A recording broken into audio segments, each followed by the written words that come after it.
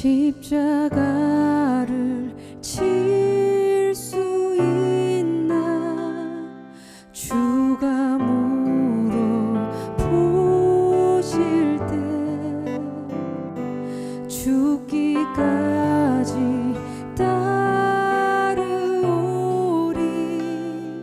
성도 대답하였다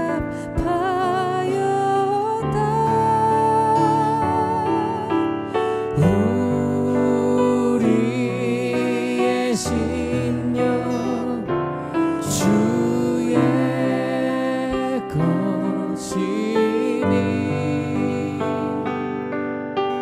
주님의 형상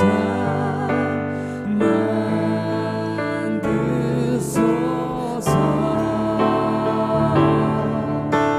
주 인도 따라 살아갈 동안 사랑과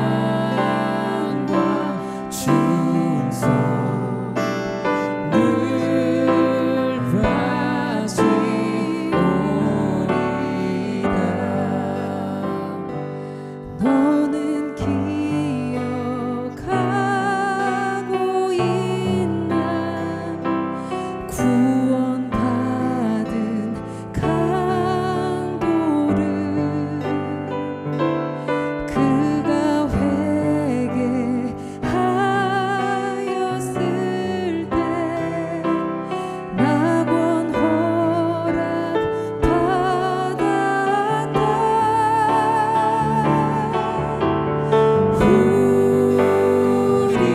우리의 심령 주의 것이니 주님의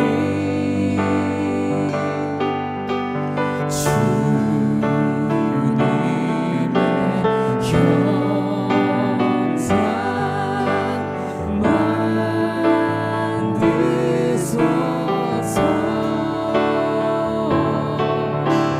주 인도 따라 살아갈 동안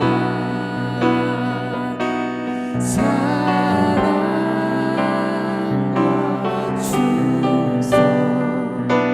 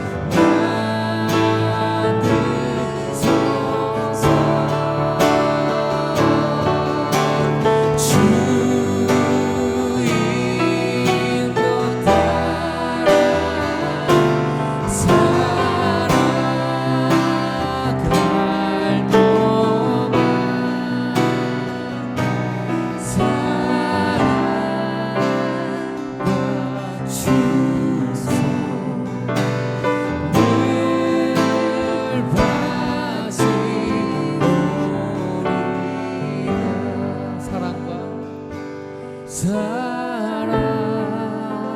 사랑과 충성 늘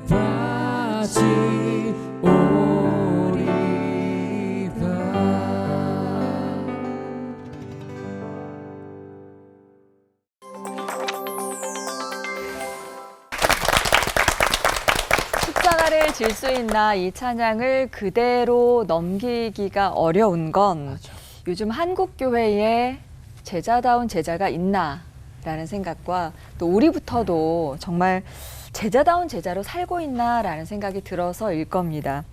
예수님을 팬이 아니라 제자로 따르겠다고 다짐은 했는데 참 그게 어려운데요. 자, 오늘 올포원 주제가 12제자의 죽음이라는 주제를 잡아봤습니다. 예수님이 지명하여 부르신 사도들, 오늘은 그들이 어떻게 살다가 죽음을 맞이했는가, 그 얘기를 나눠볼까 하는데요. 12제자의 죽음을 설교로 만나보도록 하겠습니다. 지영은 목사님부터 시작해 주시겠습니다.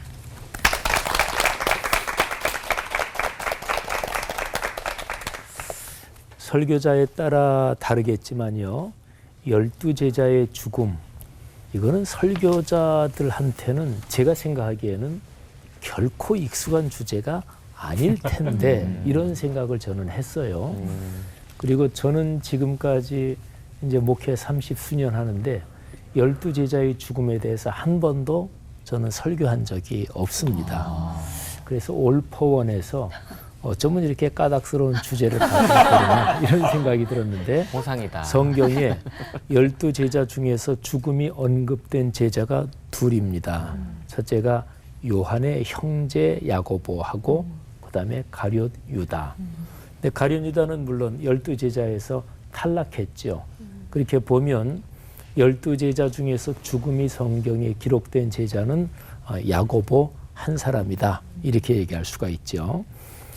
예수님께서 이 땅에서 사역을 하실 때 예수님을 핵심적으로 따르던 사람이 이른바 12제자라고 하는 이 사람들만이 결코 아니었습니다. 그 외에도 뭐 예수님이 자 번호 1, 2, 3, 4, 5, 6, 12 딱 그러고 나서 뭐 끝 이렇게 해서 그래 12명만 나 따라다니는 거야. 다른 사람은 좀 거리를 두고 따라 이렇게 하지 않으셨습니다. 12제자하고 같이 예수님을 섬긴 사람들이 핵심적인 멤버들이 남자들도 있었고 특히 여성들이 아주 헌신적으로 섬겼습니다. 특별히 여성 뭐 그분들도 제자들이라고 할 수 있죠. 여성 제자들 이분들이 사실은 예수님을 더 신실하게 끝까지 따랐습니다. 예수님께서 십자가에 달리실 때 그 자리에 마지막까지 있었던 사람들이 여인들이었고 또 예수님이 3일 만에 부활하실 때 빈 무덤에 제일 처음 갔던 사람들도 여인들이었습니다. 근데요, 그러면 왜 12제자 이게 신약 성경에 그렇게 강조가 되어 있을까? 사복음서 그리고 사도행전의 초반 부분 12제자가 강조가 되어 있죠. 근데 12제자는 구약의 12지파를 잇는 연속성, 그런 영적인 상징입니다. 하나님께서 이 세상을 창조하시고 그 다음에 타락한 세상을 구원하시려고 아브라함을 부르시면서 아브라함의 후손 야곱 그 자식대에 가서 12지파가 구성이 되지요. 그런데 한번 생각해 보세요. 구약 성경 전체 기록에서 12지파가 활동한 기록이 구약 전체에 자세하게 상세하게 있나요?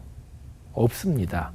그러니까 12지파 중에서 레위지파 핵심이고 유다지파 거기에서 메시아 예수 그리스도가 나셨고 그리고 또 이제 뭐 에브라임 지파, 므낫세 지파 이게 핵심적이기도 하고 또 뭐 베냐민 지파 전투할 때 제일 용감한 지파 뭐 이런 게 근데 나머지 지파들은 사실은 별로 구약에 언급이 되지 않고 근데 신약의 12제자도 사실은 신약에 쭉 기록된 초대교회 역사에서 12제자의 개개 행적이 다 기록되거나 또는 상세하게 기록되거나 그쪽하고는 반대입니다.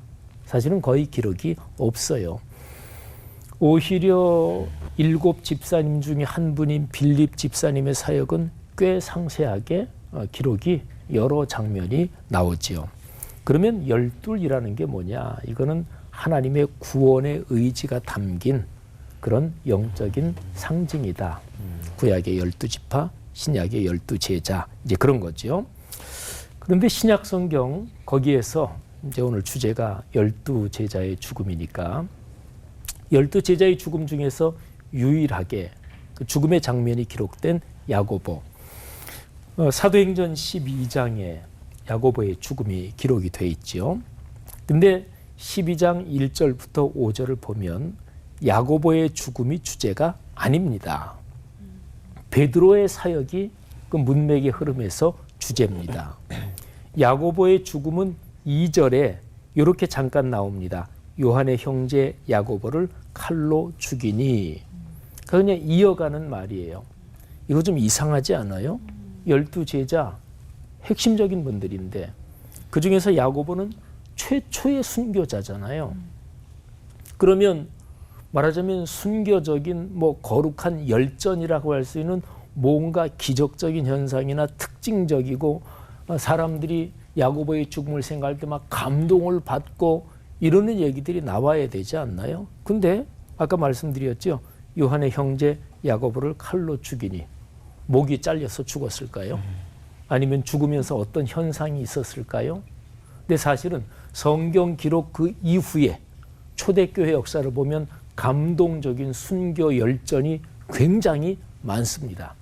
대표적인 분이 폴리캅 뭐 이런 분들 비롯해가지고 그런데 적어도 성경 기록에는 12제자의 죽음에서 감동적인 순교 열전이 없어요. 야고보를 칼로 죽이니 그냥 그러고 말아요. 아마 칼로 참수, 목이 베어져서 죽었을 것이다. 뭐 이 표현을 봐서 짐작은 하지만 근데 없습니다. 근데 제가 생각하기에는 이 점이 중요합니다. 신약 성경은 12사도의 죽음에서 최초의 순교자, 최초의 순교자다. 여기에 대해서 관심이 없습니다. 아니, 신약 성경은 12제자의 특권을 허용하지 않습니다.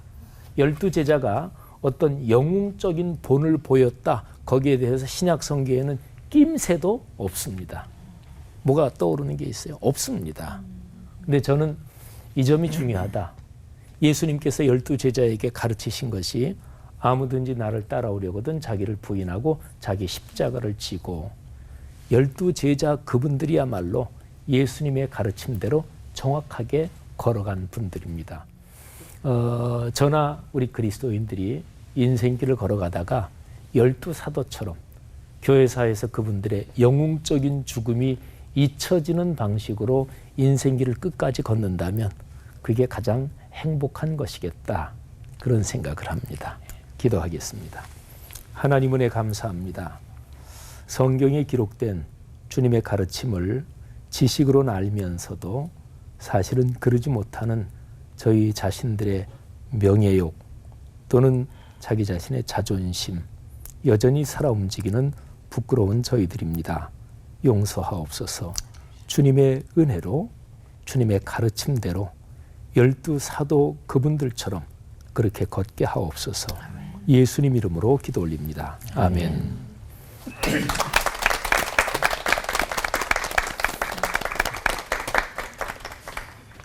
열두 제자의 죽음이라는 주제를 받아서 준비할 때에 내가 죽는 줄 알았습니다.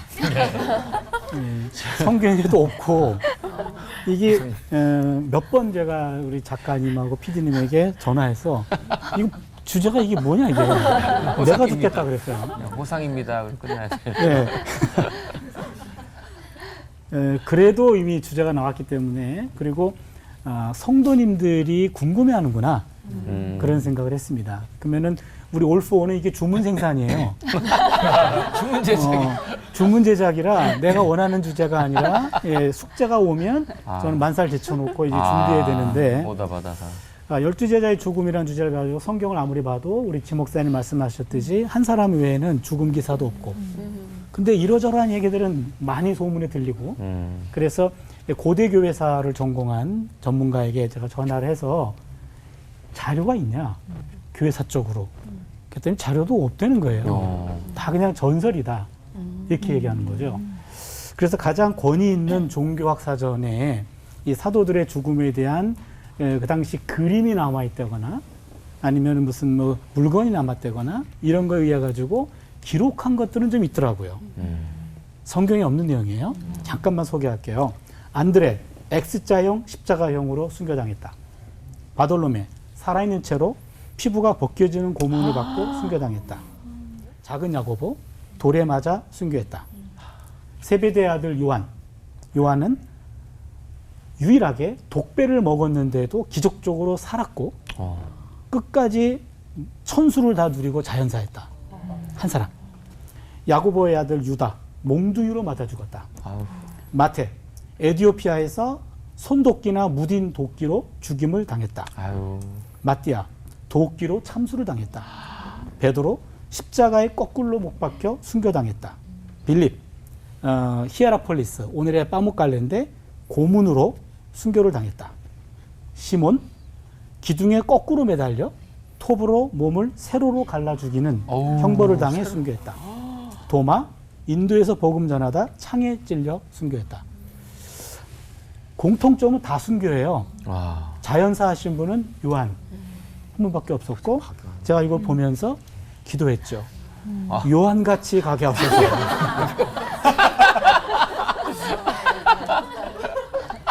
하나같이 비장한 이런 죽음을 맞이했죠. 근데 예수님의 제자들 도대체 무엇이 이들로 하여금 이러한 죽음을 맞이하게 했는가? 그리고 왜 그 길을 피하지 않았을까? 아마도 곰곰이 생각해 보니까 예수님의 부활 사건하고 오순절 성령 강림 사건이 제자들을 바꾼 것 같아요. 부활 이전의 제자들의 모습 대표적인 게 베드로 같은 경우 예수님이 무기력하게 십자가에 돌아가셨어요. 베드로는 끝까지 대제사장 가야바의 뜰까지 쫓아가서 신문당하는 예수님을 봤어요. 어떤 심정으로 봤는지는 성경에 기록되어 있지 않습니다. 마지막 한 방울 보여줄 줄 알았는데 십자가에서 그냥 무기력하게 돌아가셨어요. 그 이후 제자들도 무기력해졌습니다. 예수님 부활하셨어요? 제자들에게 나타나셨습니다. 그리고 뭐라 그러시냐면 부활의 증인이 되어다오. 이렇게 얘기를 해요. 부활의 증인이 되어다오. 그랬는데 이러한 새로운 사명을 받은 제자들 여전히 무기력했습니다. 그런데 오순절날 성령 강림 사건 이후 제자들이 바뀝니다. 아주 담대해졌습니다. 최초의 설교 베드로가 오순절날 성령 받고는 3,000명이 회심하는 그런 역사도 일어났죠. 그러자 당국에서 베드로에게 권력자를 보내서 경고하고 협박하고 설교하지 말라 그랬습니다. 그때 베드로가 이렇게 말해요. 우리는 보고 들은 것을 말하지 아니할 수 없다. 완전 바뀌었습니다. 예수님의 부활을 당당하게 증거하고 있는 거죠. 그렇다면 이 부활 사건, 이건 과연 어떤 의미가 있을까? 부활은 뭘 의미할까? 예수님이 주가 되시고 예수님이 우리가 죽음 이후에도 삶이 있구나. 두 가지 사실이에요. 우리가 따라다녔던 예수님이 메시아구나.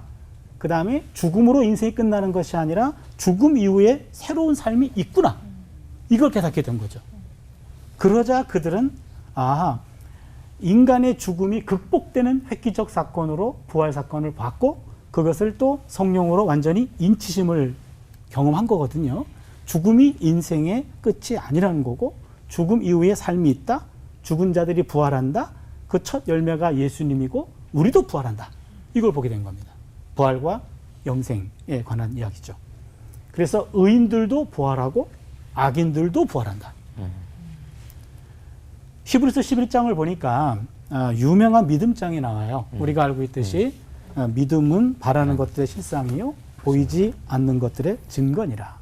믿음은 현재 보이진 않지만 언젠가 실체로 주어질 것이다 라는 것에 대한 확신, 이런 믿음인데 이런 보이는 것보다 보이지 않는 것을 우선적으로 보고 사는 사람들, 이게 바로 믿음을 가진 사람들인데 히브리서 11장에 믿음으로 산 사람 이름이 쭉 나오죠. 아벨, 에녹, 노아, 아브라함 쭉 나옵니다. 근데 공통점은 조롱과 채찍뿐만 아니라 결박과 옥에 갇히는 시련도 받았고 돌로 치는 것과 톱으로 켜는 것과 시험과 칼로 죽임을 당하고 양과 염소의 가죽을 입고 유리하여 궁핍과 환난과 학대를 받았다. 그런데 히브리서 기자가 이 사람들을 쭉 언급하고 이런 말을 합니다. 이런 사람은 세상이 감당하지 못하느니라. 이 말이죠. 세상의 가르침과 기준으로는 이해가 안 되더라 이런 얘기죠. 다른 말로 이야기하면 하나님의 사람들은 세상의 가르침과 기준에 따라 살지 않는다 이야기입니다. 왜 그렇습니까? 이 땅에서의 삶이 전부가 아니라는 걸 알기 때문에. 그러기에 하늘에 있는 더 나은 본향, 이걸 마음에 늘 둡니다. 죽음 이후의 부활, 이걸 생각합니다. 이 두 가지를 주목했기 때문에 제자들이 이러한 순교의 삶을 감당할 수가 있었습니다. 예수님의 제자들은 세상이 감당치 못하는 사람들이었고 오늘 우리가 제자라고 한다면 세상의 기준이 아니라 이 하나님 나라 기준으로 우리의 삶을 맞춰야 되겠습니다. 기도하겠습니다. 하나님, 결국 썩어서 없어질 세상의 것에서 눈을 돌려 영원한 하나님의 나라, 하늘에 있는 더 나은 본향, 죽음 이후의 부활에 초점을 맞추어 살게 하여 주시옵소서. 예수님의 이름으로 기도드립니다. 아멘. 아멘.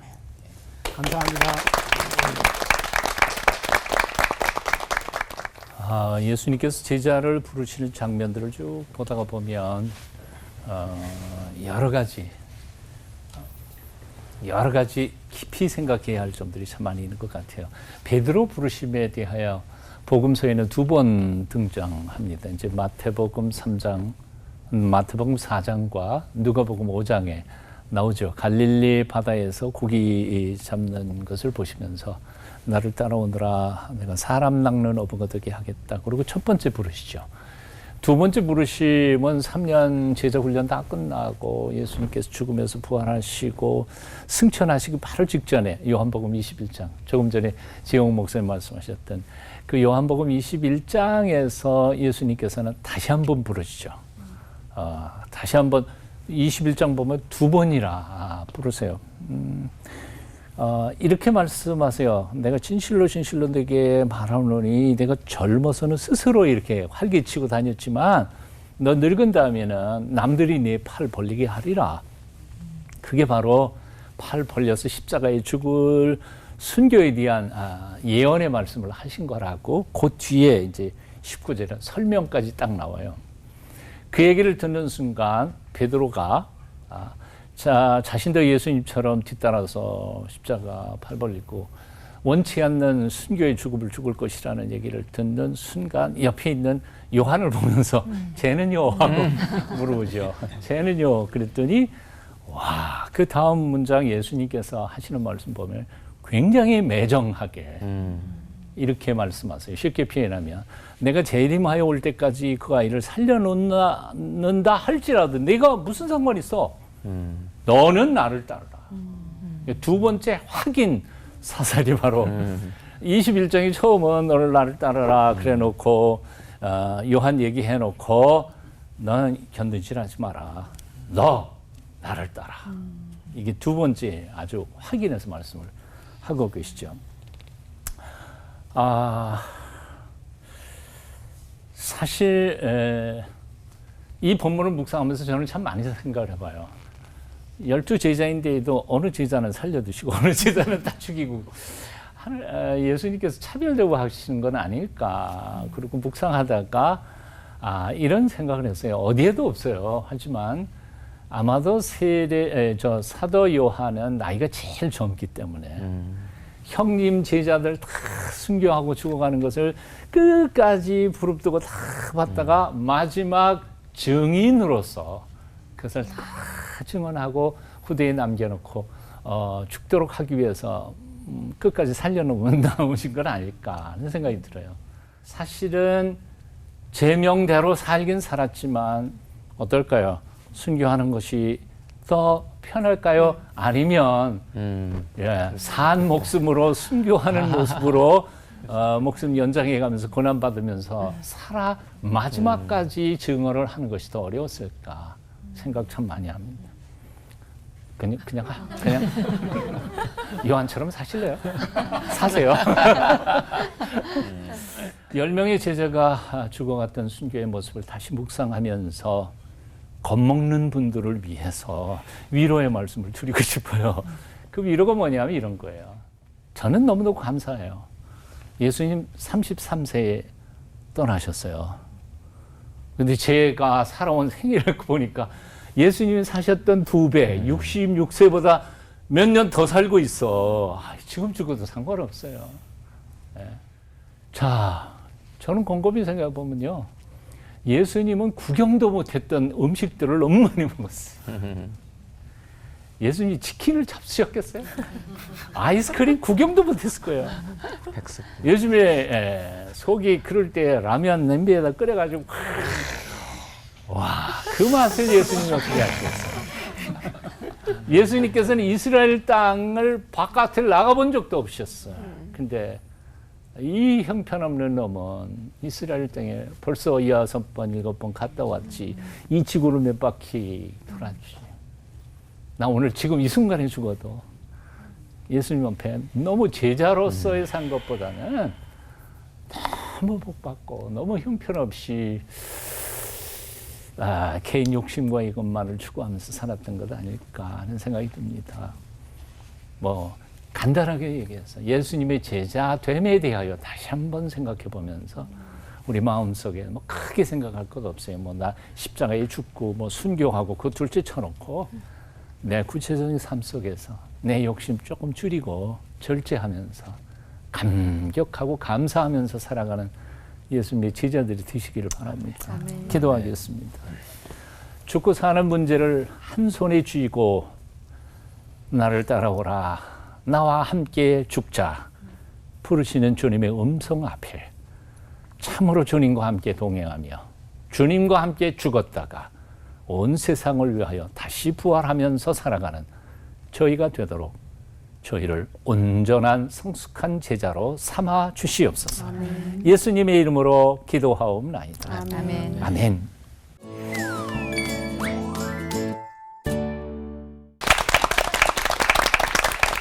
십자가의 길은 출세하고 대접받는 길이 아니다. 온몸을 던져서 다 바치고 가는 길이다. 제자도를 따라갈 때 그 죽음은 영광의 죽음이 된다. 목사님들 설교를 들으면서 주님의 몸된 교회가 되어야 할 우리가 어떤 길을 가야 할지 다시 한번 생각하게 됐는데 감동이 되는데 이거 감당하기 좀 맞아. 어렵지 않나? 걱정도 되는 게 사실이에요. 그 진짜 공감되는 네, 부분이에요. 예. 그리고 또 한 가지 좀 궁금한 게 지금 예수님의 제자들이 좀 특출난 사람들이었다면 뭐 특출난 사람들이니까 뭐 그렇겠다라고 생각할 수도 있는데 꼭 예수님이 제자들을 뽑으실 때 그렇지 않은 평범한 사람들을 뽑으셨잖아요. 왜 그러셨을까요? 좀 더 특출난 사람들을 뽑았으면 조금 더 사역하실 때 좀 편하지 않으셨을까 그런 생각도 드는데 왜 평범한 사람들을 뽑아 그래서 또 순교를 또 하셨나 싶기도 하고 그래서 왜 그러셨는지 좀 궁금하기도 하고 그래요. 네. 그러니까 예수님이 왜 이렇게 평범한 사람들을 제자로 부르셨을까요? 똑똑하면 고집이 세질 거 아니에요. 자기 생각이 있으니까. 잘났으면. 근데 사실은 이 문제에 대해서 사도 바울도 고민을 많이 했던 것 같아요. 고린도전서 1장에 보면 너희 가운데 똑똑한 놈 있냐? 힘센 놈 있냐? 유명한 사람 있냐? 학벌 좋은 사람 있냐? 없잖아. 다 뭐 그렇고 그런 사람들인데 왜 그렇게 하셨을까? 약한 자들 들어서 강한 자를 부끄럽게 하시고 못 배운 사람을 들어서 지식 있는 사람을 부끄럽게 하시고 하나님의 섭리와 경륜이 아니었을까 하는 생각이 들고요. 예루살렘 안에 있었던 예루살렘의 뛰어난 친구들 만일 선택했다면 예수님의 말씀 순종하기보다는 지가 한번 해보려고 그러지 않았을까. 제 생각이에요. 네. 차 목사님. 잘난 사람 했다가 잘난 체 할까 봐. 지금 목사님 말씀하신 게 고린도전서 1장 예. 그 29절에 이렇게 나오거든요. 이는 아무 육체도 하나님 앞에서 자랑하지 못하게 하려 하십니다. 잘난 체하지 못하게 한다. 예, 그렇게 성경에서는 얘기하고 있거든요. 성경에 보면은 잘난 사람보다도 잘나지 않은 사람들을 하나님 많이 쓰셨어요. 성경에 쭉 보면은 그 시편 8편 2절에 보면은 어린아이와 젖먹이의 입으로 말미암아 권능을 세우시며 이게 나와요. 하나님의 대적자들을 상대할 때 어린아이와 젖먹이를 통해서 역사하신다 그랬어요. 능력도 없고 뭐 약해 보이고 아무것도 할 수 없는 상황인데 그런데 그런 약한 사람들을 통해서 강한 일들을 하게 하시죠. 약함에서 강함이 나온다. 이런 얘기인데요. 기드온의 300 용사 그러잖아요. 네. 근데 여러분 용사라는 말 성경에 없는 거 아세요? 없어요. 그래요? 300명이라고 나와 있지 네. 300 용사 이런 말 없어요. 네, 정확히 표현하면 300 사사기 연구 사람 하는 학자들의 표현에 따르면 300명이 어중이 떠중이에요. 네. 그 가장 덜 떨어진 사람 300명 남겨서 엄청난 일을 행하신 거예요. 만약에 300명이 용사라고 했다면 이 사람들이 그 업적을 다 자기가 했을 거예요. 내가 말이야 난 1000명의 역할은 했어. 이럴 거 아닙니까? 그러나 어중이 떠중이에요. 그래서 하나님의 일은 규모가 커야 하나님의 일을 하는 게 아니다. 하나님이 쓰시면 하는 거예요. 하나님이 쓰시면. 그래서 예레미야 같은 경우도 하나님이 열방의 선지자가 되라. 근데 내가 이 나이에 무슨 열방의 선지자가 됩니까? 나는 아이라 말할 줄도 못해요. 그 내가 얘기하면 누가 들어요? 그런 거예요. 근데 하나님이 야, 넌 아이라 하지 말고 내가 너를 누구에게 보내든지 너는 가. 내가 전하라 하는 말만 전해. 여기까지 얘기해요. 무슨 얘기죠? 설득하라는 게 아니에요. 전하기만 해. 듣고 안 듣고는 네 책임이 아니요. 그 사람하고 나랑 계산할게. 너 책임은 가라오는 곳에 가서 전하라는 말 정확히 전해. 거기까지야. 그러니까 하나님은 인간을 쓸 때 준비된 사람을 쓰는 게 아니고요. 하나님이 선택해서 그 사람을 만들어가는 겁니다. 그러기에 우리가 갖고 있는 역량이 크든 작든 상관없죠. 그 빈 부분들은 하나님이 채우시기 때문에 그래서 연약한 사람들을 통해서 강한 일들을 많이 하신다. 그래서 제자들이 하나같이 그런 분들이었다. 자, 성경에서 제자들이 어떤 삶을 살아갔는지 그리고 그들의 마지막이 어땠는지 기록이 되지 않았지만 정말 빛도 없이 사라져서 이름만 남은 그들이 진정한 제자였구나라는 걸 알게 되는데 말이 쉽지 사실 그렇게 사는 것도 순교하는 것도 정말 어렵겠다 그런 생각이 드네요. 그런 생각 드시죠? 네. 그래서 준비했습니다. 네, 힘 빼고 준비합니다. 나 같은 제자는 아닐 거야 반신반의하며 조심스럽게 드리는 질문. 하이. 저부터. 잠시만요. 힘이 완전히. 네. 힘 제대로 뺐어. 힘을 좀 많이 빼야 돼요. 네. 네. 예수님은 지금 이 시간에도 나를 따르라 하는 이 제자도의 초대로 우리를 부르고 계신다는데 지금 제 인생을 솔직히 이걸 다 버리고 따르기가 저는 좀 막상 하면 힘들 것 같거든요. 네. 이 만약에 베드로처럼 또 안드레처럼 버려야 한다면 진짜 버리고 가야 할 그물은 무엇일까요? 서정 목사님. 예, 사실은 이제 예수님께서 굉장히 사랑했던 부자 청년이 하나 있었죠. 부자 청년이고 권력도 있었고. 근데 성경 복음서에 보면 예수님께서 그 청년을 보시고 굉장히 사랑스러워 하셨어요. 그런데 요구가 뭐냐면 다 재산 팔고 지위, 지금 현재 가지고 있는 지위 내려놓고 나를 쫓으라. 예수님의 모습이 지금 우리는 뭐 존경하고 사랑하니까 그때 그랬겠지만 그 현장에 있을 때 예수님의 모습하고 12 제자의 모습이 어땠을까? 뭐 노숙자 비슷하지 않았겠어요? 아마 그 권력과 재물을 가진 젊은이로서는 그런 도전 앞에 버리기가 많이 힘들었겠죠. 그래서 그 본문 보면 그가 재물이 많음으로 슬퍼하며 그 곁을 떠났다고 기록되어 있어요. 그런데 예수님께서 정말 그의 재산과 권력 이런 것들을 비워놓기를 원하셨던 것이었을까? 사실은 그 질문에 대해서 많은 사람들은 이렇게 말하는 거죠.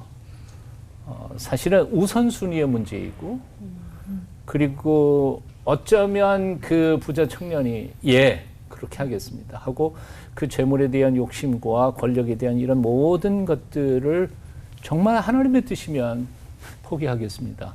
그리고 쫓아올 자세로 고백했더라면 과연 예수님께서 그를 그냥 받으셨을 건가? 아니면 하나님이 내게 소유케 하고 올려놓은 그 모든 것을 동원해서 하나님의 영광을 위해서 가난하고 연약한 이들을 도와 이래 그리고 축복하시면서 보냈을까? 저는 그냥 후자라고 생각이 되거든요. 예수님께서 우리를 부르실 때 무조건 다 가난해서 거지가 돼가지고 나 쫓아라 그런 건 아닐 것 같아요. 우리에게 부를 주신 하나님, 우리에게 탤런트를 주신 하나님, 우리에게 시간과 건강을 주신 하나님은 그걸 100% 이용해가지고 하나님의 영광을 위해서 그리고 이웃들과 세상을 위해서 쓰라고 보내주신 거니까 뭐 베드로나 야고보나 요한 이거 첫 12 제자야 처음 시작이니까 아마 그렇게 하셨을지라도 지금도 지금 가지고 있는 거 모든 것 다 포기하라. 그럴 필요는 없지 않을까. 결국 우선순위를 만일 하나님이 제 목숨이 필요하시다면 오늘 가겠습니다. 라는 각오와 결단, 즉 가치관, 인생관 그리고 신앙에 있어서의 우선순위를 확실히 한다면 그 뭘 다 버려야 되는 건 아니라고 생각해요. 저 같은 경우에 뭐 학교 교사하다가 그거 하고 돌아오긴 했지만 모든 사람이 그렇게 할 필요는 없다는 생각이 들어요. 우선순위. 하나님에 대한 가치를 인정하고 순종하고자 하는 결단만 있다면 금을 다 버릴 필요는 없다. 그런 생각입니다. 제가 이번엔 질문을 드릴게요. 아까도 살짝 말씀은 해주신 것 같은데 제자들도 우리처럼 정말로 평범하고 또 부족한 사람들이었잖아요. 부활신앙을 믿긴 했었어도 그렇게 살기는 쉽지 않았을 거라고 좀 위로를 해보는데 그들에게 부활신앙은 언제부터 생겼고 또 어떻게 죽음을 무릅쓸 만큼 확고할 수 있었던 건지 다시 한번 차준희 목사님이 얘기해 주시면 감사하겠습니다. 예. 부활신앙이라고 하는 거를 좀 성경적으로 좀 정리가 필요할 것 같아요. 제자들에게 언제 들어왔냐, 그것도 중요하고. 근데 부활신앙이라는 게 언제부터 생겼을까? 구약시대에 보면은 부활신앙 아직은 없었거든요. 현세가 다 끝난 걸로 알았다고요. 그런데 구약성경에서 개인의 부활을 명시적으로 언급해주는 최초의 본문이 다니엘서 12장 2절이에요. 다니엘서 그 내용을 잠깐 읽어드리면 땅의 티끌 가운데서 자는 자 중에서 많은 사람이 깨어나 영생을 받을 자도 있겠고 수치를 당하여서 영원히 부끄러움을 당할 자도 있을 것이며 여기 죽은 자 가운데 깨어나 영생을 받는 자가 있다. 이게 개인의 부활과 영생이거든요. 그럼 요 다니엘서 12장이 기록된 때 주전 한 2세기쯤으로 봐요. 이 당시 어떤 일이 있었냐면 그 안티오코스 에피파네스 4세라고 하는 사람이 있는데 이 사람이 모든 체제를 헬레니즘화 시키려고 했어요. 그러다 보니까 종교도 다 통일시켰고 그래서 헤브라이즘을 유대교를 없애기 위해서 헤브라이즘을 박멸해야 되는데 유대교 신앙을 박멸하기 위해서 칙령을 내리는데 그 중에 하나가 율법 금지, 돼지고기 먹기, 할례 금지. 하여튼 구약에 있는 신앙을 완전 박멸해요. 그렇게 하지 않는 자는 처형한다. 그런 거죠. 그렇게 해서 마카비 후서라고 외경이 나와요. 그 외경은 지금 카톨릭 성경에 들어가 있는데 원래 1517년에 루터가 개신교 정경을 확정하면서 카톨릭 성경 안에 있던 것들 중에 많은 것들을 제외했어요. 기준은 히브리어로 나와 있는 것만 정경으로 인정하겠다. 그래서 헬라어로 들어있던 것들을 다 제거했어요. 그러면서 루터가 뭐라고 얘기하냐면 외경은 정경만큼의 권위는 없지만 그러나 신앙생활에 도움이 되기 때문에 개신교 신자들도 일독을 권한다 그랬어요. 신앙생활에 도움이 된다는 얘기예요. 그런데 정경도 제대로 안 읽는 사람들이 외경을 읽을 리가 없죠. 그 본인만 안 읽으면 되는데 그 읽으면 안 돼! 라고 하면서 외경을 도외시해서 저는 성서학자로서 많이 아쉬워요. 그게 정경만큼 권위는 없습니다. 그러나 우리가 성경을 이해하고 신앙을 이해하는데 큰 도움을 주는 게 마카베오에 나와 있는 내용이에요. 이 시대 때입니다. 7명의 아들이 끌려갔어요. 안티오코스에게. 그래놓고 그 입으로 하나님을 부정하라고 해요. 하나님 저주하라 그래요. 아니면 혀를 끊겠다 그럽니다. 혀가 끊겨요. 그 옆에 펄펄 끓는 물에다가 집어넣습니다. 순교했어요. 그다음에 둘째도 동일한 요구를 받았고 둘째도 순교했어요. 6명이 다 순교합니다. 마지막 7명인데 그때 안티오코스가 회유를 해요. 야, 그 말 한마디 하면 되는데 너가 그거를 이야기하면 이 노모를 내가 같이 모시겠다. 너는 그 높은 관직을 주겠다. 이렇게 얘기해요. 그때 마카비후서 7장 28절에 어머니가 이런 얘기해요. 모든 것, 아무것도 없는 것에서 이 세상을 만드신 분이 우리를 다시 살리지 않겠느냐. 내 형들과 같이 우리 영생에서 만나자. 이렇게 얘기해요. 그게 바로 부활과 영생이에요. 그러면 그게 무슨 얘기냐면 그 이전에는 내세가 없기 때문에 현세가 전부예요. 근데 하나님에 대한 믿음 때문에 사람이 살을 줘야 돼, 하나님이. 근데 죽어요. 이거 어떡하라는 얘기예요? 너무 억울해요. 그렇다면 이거는 다음 세상이 없다면 억울한 일이에요. 그때 깨닫게 된 것이 개인 부활과 영생에 대한 신앙이에요.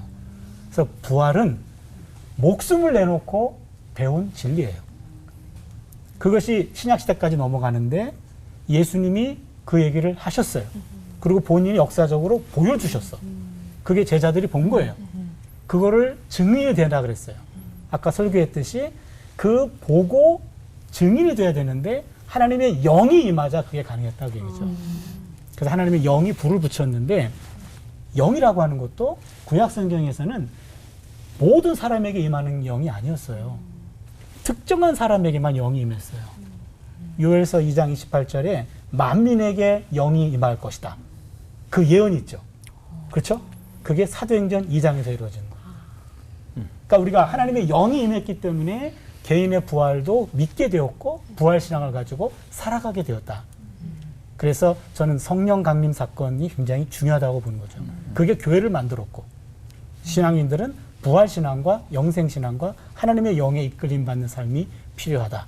그렇게 보는 거예요. 영이 임했습니다. 다음 질문 드리도록 하겠습니다. 우리가 주님을 위해서 헌신한 어떤 일을 간증하면서 아까 말씀하신 것처럼 나도 모르게 나의 탁월한 신앙을 내세우는 경우가 생기면 진짜 이럴 때는 어떡하는지 지영훈 목사님께 질문 드리고요. 주님보다 내 신앙을 앞세울 때 과연 쓰임받을 수 있을지 이것도 답해 주시면 감사하겠습니다. 주님보다 뭐를 앞세우면 쓰임받지 못하죠. 그렇죠. 당연합니다. 그러니까 제일 위험한 사람이 목회자들이나 아니면 우리 기독교 리더들 중에서 뭐 장로님, 권사님, 집사님 중에서 탁월하신 분들. 근데 쓰임 받는 것 같은데 사실은 쓰임 받는 게 아니죠. 제멋에 겨워서 자기 활동하는 거고 뭐 그러면서 주님의 이름을 높이는 게 아니라 주님의 이름을 가리고 또 주님의 영광을 계속 짓밟고 있는 거겠죠.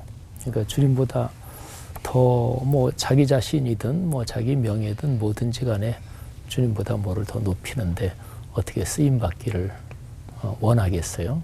주님이 저는 쓰시지 않는다고 봅니다. 아브라함이 이삭을 100세에 얻었잖아요. 근데 이삭이 쭉 자라면서 이삭이 너무너무 아브라함한테 소중해지니까 그러니까 하나님이 딱 보니까 하나님보다 노년에 얻은 자기 아들이 더 중요하거든요. 그래서 창세기 22장에서 내 아들, 내 독자 이삭을 나한테 바쳐라. 그 구절에는 하나님의 감정이 들어 있습니다. 내 아들, 내 독자 이삭을 나한테 바쳐라. 그러니까 너 그런 상황으로 내가 너 못 쓴다. 뭐 이런 얘기겠죠. 이제 아브라함이 바치니까 아까 서 목사님 말씀하신 그대로네요. 그 부자 청년이 바쳤으면 그래, 내가 받았다. 그래, 다시 준다. 너 이거 가지고 마음껏 일해라. 이삭도 그런 거죠. 하나님께 바치니까 사실은 바친 거나 똑같죠. 하나님이 다시 이제 주시면서 하나님의 일을 하신 거죠. 누구를 위하여 종은 울리는가라는 저기에서 정말 우리가 높여야 할 분은 누구신지 또 우리가 얼마나 더 쇠하고 또 낮아져야 하는지에 대한 생각을 해보게 됩니다.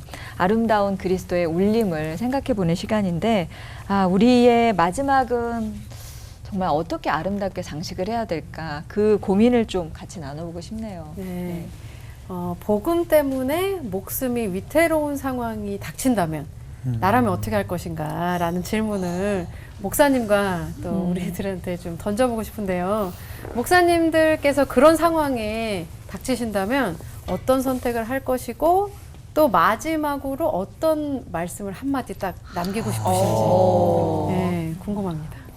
뭐 간단한 거 아니에요? 아까 난 설교할 때 예수님은 33년 사셨는데 난 66년 살고도 더 살았으니까 뭐 지금 이 순간에 불러가셔도 감사하고 고맙고 하나님에 대한 신앙과 나의 목숨과 이 젊은 사람들은 좀 고민할 거예요. 저 같은 경우는 가도 괜찮아요. 그리고 마지막 말 한다면 아유 뭐 감사 행복했어요. 그리고 가겠죠. 네. 질문이 굉장히 무겁게 갔는데요. 가볍게 해주셨어요. 너무 심플해. 제가 서 목사님보다는 그럼 조금 복잡하게, 네. 조금 진지하게 제가 답을 하면 저는 그 질문을 생각하면서 주기철 목사님이 생각이 났어요. 주기철 그 질문에는 뭐 복음 때문에 순교를 당한다 그런 상황까지 포함이 되어 있는 거겠죠. 근데 주기철 목사님은 그야말로 일사가고 순교하신 우리 한국의 참 대표적인 그런 분이신데 주기철 목사님이 하나님한테 그런 기도를 했지요. 하나님 목숨을 바치는 거는 뭐 두렵지 않은데 심한 고문 당하지는 않도록 그러면 제가 고문에 이게 이기지 못해서 주님을 배반할까 겁납니다. 뭐 이런 기도를 하셨어요. 저도 이제 그런 좀 주기철 목사님처럼 하여튼 근데 이제 되게 순교할 때 보면 성령께서 그 사람에게 힘을 주시는 거지 자기 개인의 의지로 순교하는 건 아닌 것 같아요. 그렇죠. 그래서 아까 차 목사님이 요한처럼 자연사 근데 아까 서 목사님 이걸 확 뒤집으셨잖아요. 살아서 순교하는 건데 그게. 근데 어쨌든 뭐 그런 생각이 들고요. 그 다음에 이제 그런 상황이 됐을 때 마지막 말로 무슨 말을 남길 수 있을 것인가? 그거는 이제 천상병 시인의 귀천이라는 시 것처럼 하나님 세상에 소풍 보내셨는데 아주 재밌었습니다. 아름다웠습니다. 그렇게 고백하고 죽으면 폼이 굉장히 날 것 같다는 생각이 듭니다. 네. 아까 제가 다니엘서 얘기를 좀 했었는데요. 다니엘서 3장에 보면은 풀무프 속에 들어가는 사건 나오죠. 그렇죠? 그리 아니하실지라도 감이 들어간단 말이에요. 그런데 하나님은 다니엘서 3장의 그 신실한 백성들은 불타는 풀무에서 구원해 주셨어요. 그런데 다니엘서 11장, 12장에서는요. 당신의 신실한 백성들이 핍박의 불길 속에서 순교해요. 같은 다니엘서예요. 그럼 하나님은 당신의 신실한 사람들을 죽음으로부터 구원하기도 하지만 때로는 죽음을 통해서 구원하기도 하신다는 거죠. 이게 부활과 영생이 없이 이해가 안 되는 거예요. 예. 그러니까 살아야 된다가 아니라 죽음을 통해서도 구원하신다. 그렇다면은 아까 우리 목사님 말씀하셨듯이 죽음의 순간에도 그것이 의미 있는 죽음이라고 한다면 성령께서 그 사람을 가만히 두진 않을 거다. 제가 아까 죽음에 대해서 얘기를 할 때 넘어가는 그 순간에 모든 그 과정 속에 하나님이 우리를 홀로 내버려 두진 아니하실 거다. 그 순간. 그 순간에 쑥 빨려 들어가듯이 새로운 세상에 우리가 이렇게 들어가지 않겠나. 그 순간의 마지막 말은 뭐겠나. 하나님, 잘 놀다 갑니다. 재밌었습니다. 예. 그러고 싶어요. 저도요. 예. 뭐 공부하고, 설교하고, 무슨 뭐 책 쓰고, 네. 뭐 사람들 만나고, 이렇게 잘 놀다가 그 하나님 만나는 삶으로 나를 이끌어 하실 줄로 믿고 가는 거죠. 예수님께서는 살아계실 때 12제자를 부르셨지만 지금 우리도 그렇게 불러주고 계시지 않을까. 우리 좀 귀를 열고 마음을 열고 예수님의 부르심을 좀 기대했으면 좋겠고요. 심장이 저리면서도 또 동시에 두근대는 그런 시간이었습니다. 자, 오늘 받은 은혜를 한마디씩 정리하면서 마칠 텐데요. 12제자의 죽음은 나에게, 우리에게 무엇이다. 서정호 목사님 고민이 끝나셨나요? 그거야말로 고민인데 네. 저는 이렇게 질문을 좀 제 마음대로 12제자는 가룟 유다 포함해서 나의 스승이다. 가룟 유다 포함해서 사실 그분들 가만히 가룟 유다를 통해서 사실은 오히려 더 많이 생각했던 건 아닐까 하는 생각이 듭니다. 나의 삶의 부분들을 묵상해가면서 아마 그분들이 있으니까 제 신앙이 좀 더 성숙해가고 또 순화되어 가고 있지 않을까 하는 생각이 좀 듭니다. 네. 차준희 목사님, 12제자로 넣으셔도 좋고 12제자의 죽음으로 넣으셔도 좋습니다. 선배죠. 앞으로 내가 걸어가야 할 길에 늘 돌아보아야 할 그런 허물도, 그다음에 부활과 성령 강림 이후에 변화된 모습도 내가 앞으로 걸어가야 할 모범으로 삼아야 될 그냥 인생의 선배, 그렇게 생각합니다. 네. 예수님의 12제자들. 근데 서 목사님 말씀이 참 멋있네요. 가룟 유다까지 포함해서. 가룟 유다는 반면 교사니까. 근데 어쨌든 다른 모든 12제자들, 나중에 마띠아까지, 또는 예수님의 동생 야고보까지, 그리고 바울 사도까지 다 제자 그룹에 들어갈 수 있는, 또는 로마서 16장에 나오는 베베라는 여제자까지 다 포함해서 어쨌든 그런 의미의 상징적인 수로 12제자는 제게 겸허의 선생이다. 선생은 아까 선배라고 말 썼는데 앞선자, 살생자, 나보다 앞서 살았던 분들이 선생이잖아요. 겸허의 선생님들이다. 자, 오늘 끝인사는 주님이 부르시는 13번째 제자들답게 외치면서 마치도록 하겠습니다. 너무 부담돼요? 힘 빼고 해요. 힘 빼고 해야 돼. 힘 빼고. 예. 외치겠습니다. 온맘 다해 십자가 그 은혜의 길로 하나 되는 시간. 올고.